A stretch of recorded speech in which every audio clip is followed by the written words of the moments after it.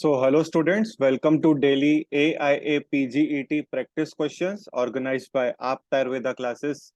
Daily, you are a target of 10 questions and the time limit provided you. Now I will let you know how you can solve the tests. It's very simple. First, download the Aap Ayurveda classes app from Google Play Store. After that, you have to complete the process of sign.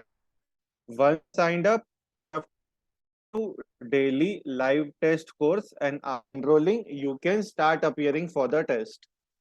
Once you are done with solving all the 10 questions, you will have to check the right answers with us on our YouTube channel, that is Aap Ayurveda classes.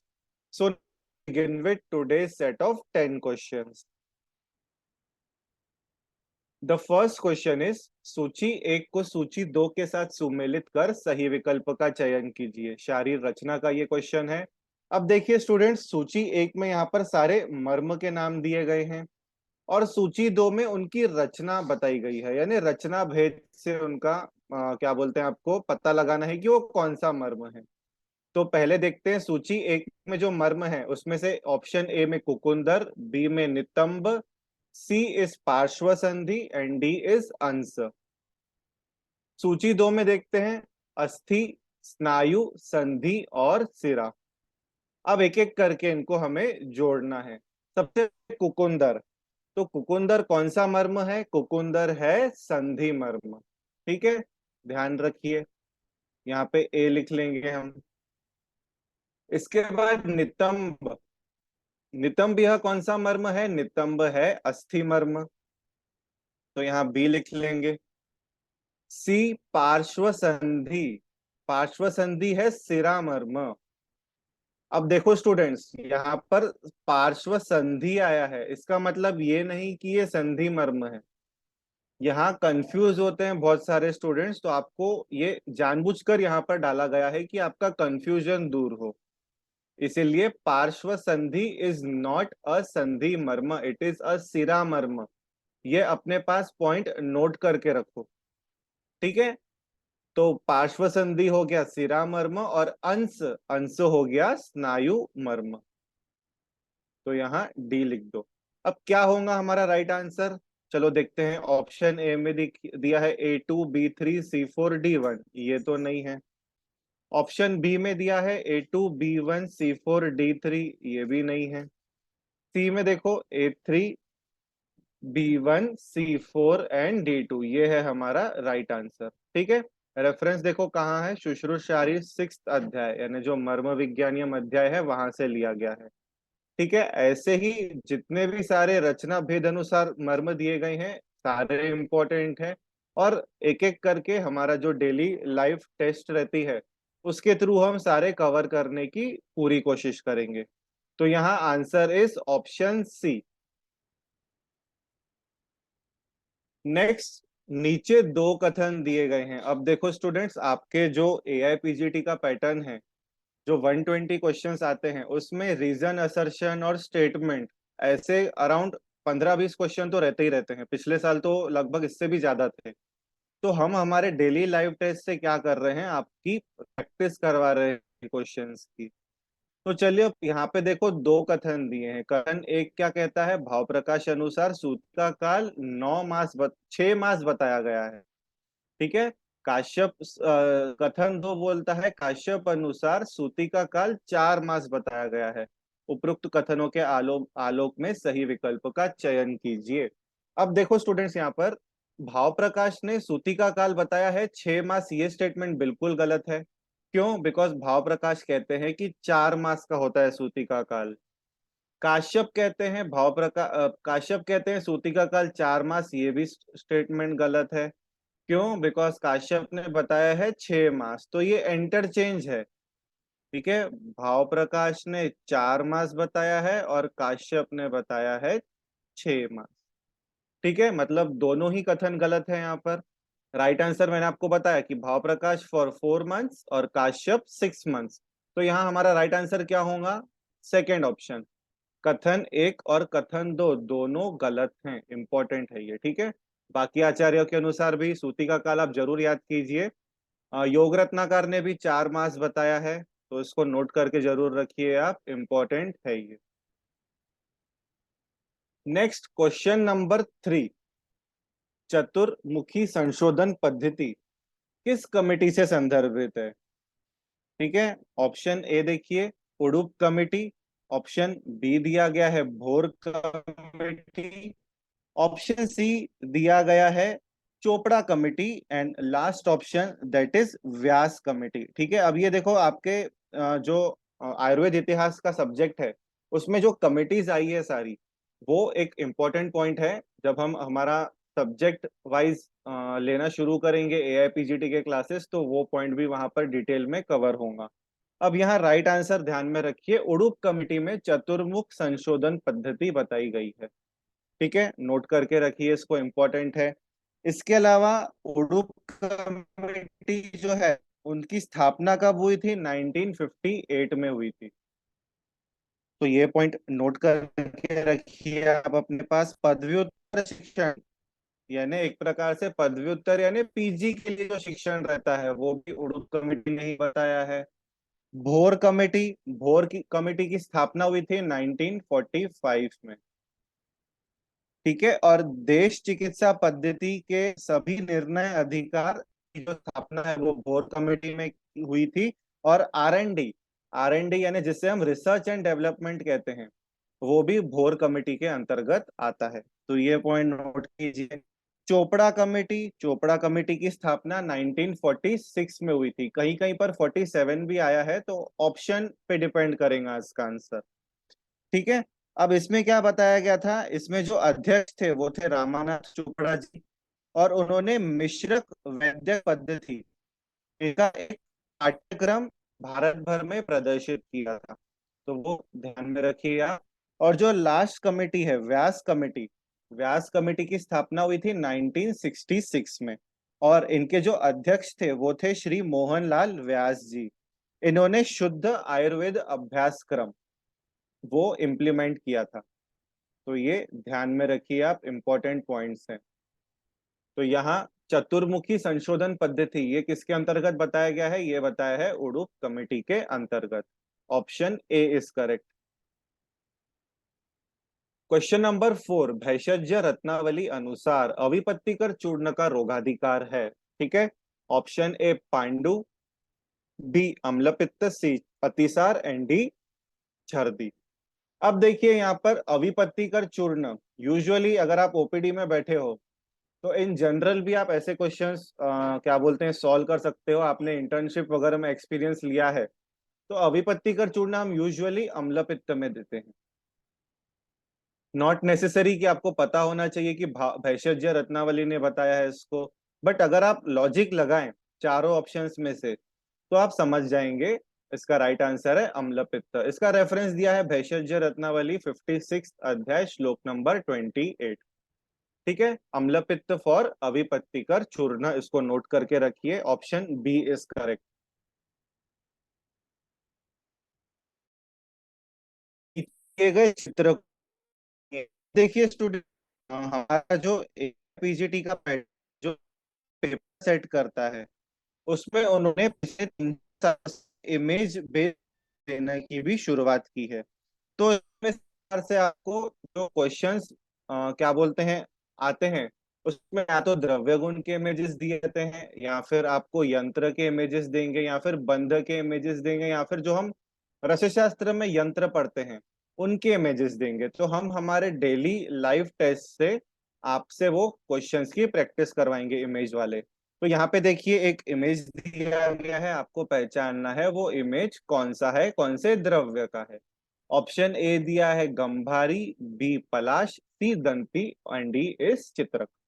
अब यहाँ देखिए इसका right answer, मुझे लगता है बहुत लोगों ने गेस कर लिया होगा। इसका राइट आंसर है ऑप्शन ए गंभारी। गंभारी यानी जिसका लैटिन नेम क्या है? गेमिलिना अर्बोरिया। तो ये नोट करके रखिए आप अपने पास। फैमिली कौन सी है? वर्बिनेसी।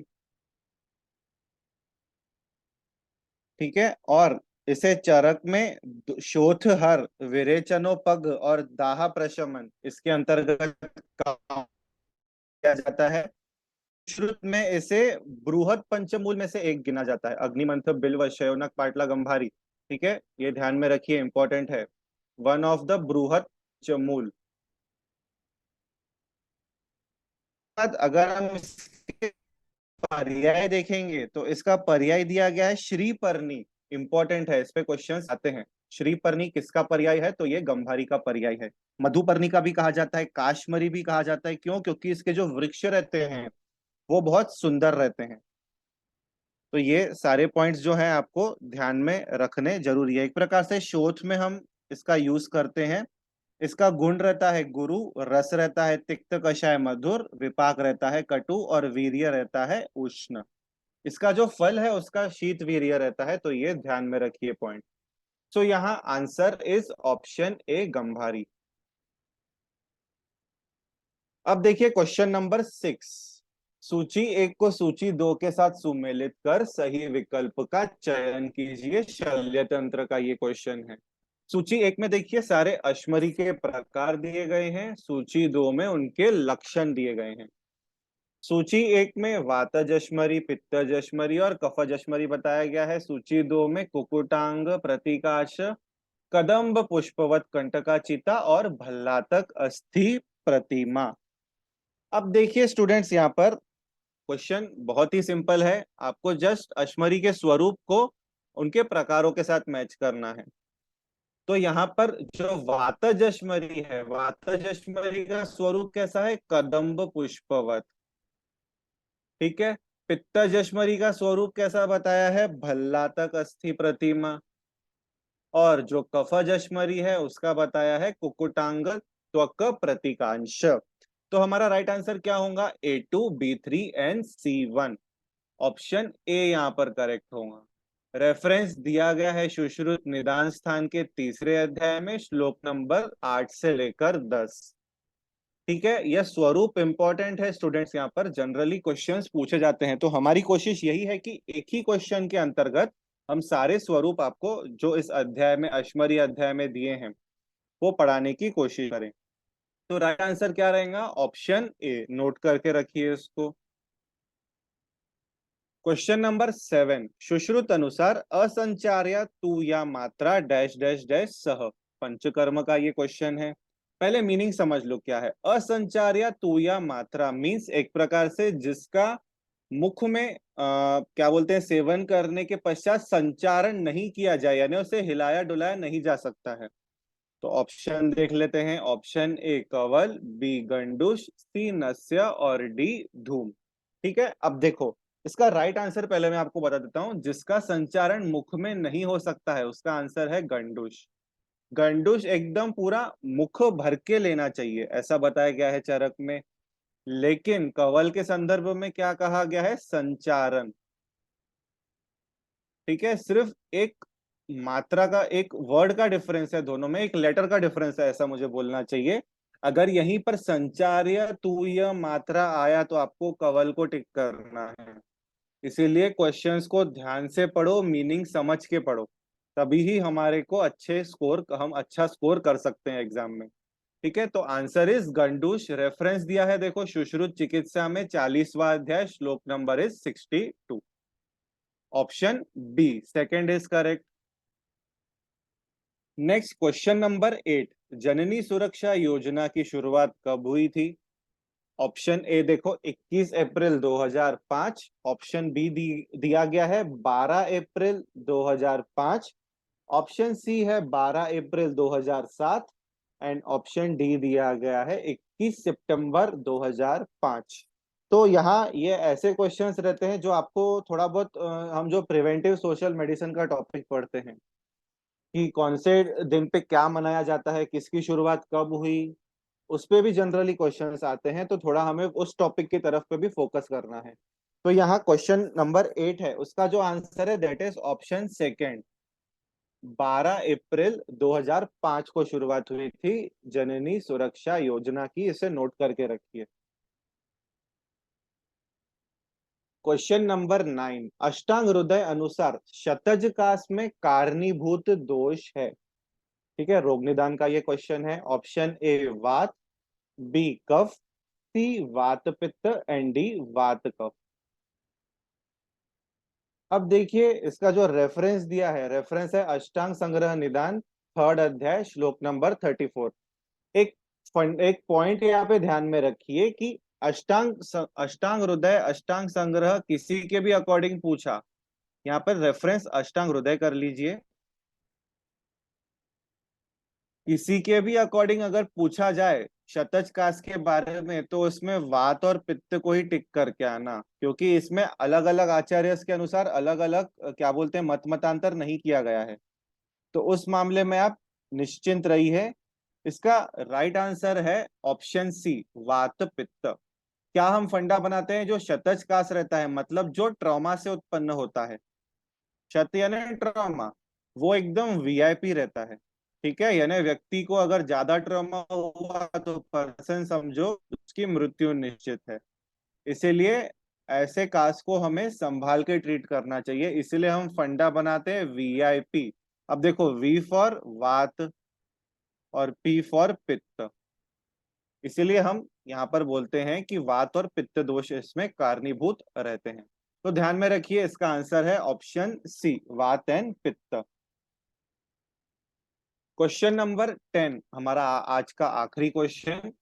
चरक ने अत्याग्नि चिकित्सा हेतु कौन से मास का प्रयोग किया है? काय चिकित्सा का ये क्वेश्चन है। ऑप्शन ए माहिष मास, बी आविक मास, सी अजामास एंड डी इज गव्य मास। तो इसका राइट आंसर है ऑप्शन बी, सेकेंड ऑप्शन आविक मास। अत्याग्नि यूजुअली जिसे हम भस्मक रोग भी कहते हैं, ग्रहणी अध्याय में इसका वर्णन किया गया है। यानी एक प्रकार से व्यक्ति ज्यादा कफवर्धक पदार्थ या कफवर्धक आहार खाने की चेष्टा करता है और आहार ग्रहण करने के बाद उसका जो अग्नि रहती है वो इतनी तीक्ष्ण रहती है कि उसका जैसे नॉर्मल व्यक्ति का यदि आहार 5 से 6 घंटे में पचना चाहिए, तो अत्यग्नि वाले पेशेंट का जो आहार है वो हार्डली 1-1.5 घंटे में पच जाता है। इसलिए वो बार बार क्या कहते हैं खाने की आकांक्षा करता है। तो वहां पर उसकी चिकित्सा में आविक मास का प्रयोग करना ऐसा बताया गया है। ठीक है, रेफरेंस दिया गया है चरक चिकित्सा 15वां अध्याय यानी ग्रहणी दोष चिकित्सा अध्याय और श्लोक नंबर 225 बताया गया है। तो यहाँ इंपॉर्टेंट है, ये नोट करके रखो, इसमें आविक मास का प्रयोग करना है। Option B is correct. तो यहाँ आज के हमारे 10 क्वेश्चन समाप्त होते हैं। हम फिर नेक्स्ट क्लास में मिलेंगे।